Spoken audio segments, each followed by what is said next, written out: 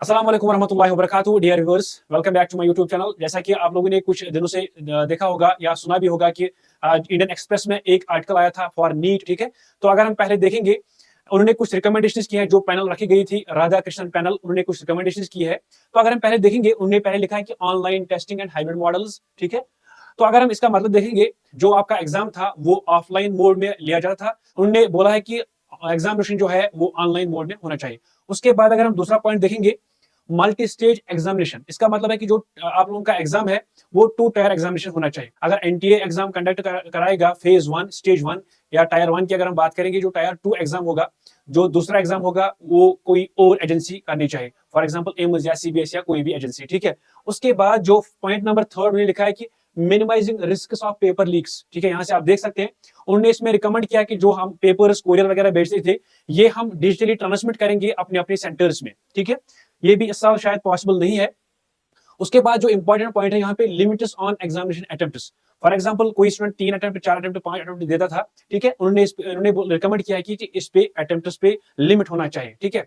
तो अगर हम देखेंगे, क्या ये इंप्लीमेंट इसी साल होगा या नेक्स्ट साल होगा, इस पे अगर हम बात करेंगे, कुछ स्टेटस ऐसे हैं, फॉर एग्जांपल बिहार की अगर हम बात करेंगे, वहां पे स्टेट उसमें सुप्रीम कोर्ट ने लिखा है कि जो अटेम्प्ट लिमिट है उस पे रोक नहीं होना चाहिए, ठीक है। तो इस साल लगता है कि ये पॉसिबल नहीं होगा।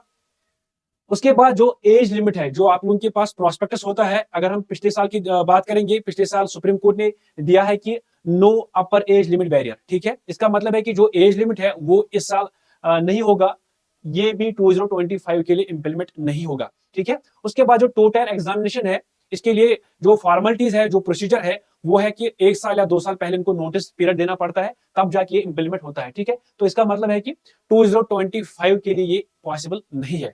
उसके बाद अगर हम देखेंगे, हम एक्सपेक्ट क्या कर रहे हैं इस साल, जैसे कि मैंने आपको बोला था पिछले वीडियो में, जो जेडबलई के लिए इस बार सेक्शन बी हटाया गया है, नीट में भी इस बार जो सेक्शन बी है, सेक्शन बी इस बार नीट में नहीं होगा, ठीक है।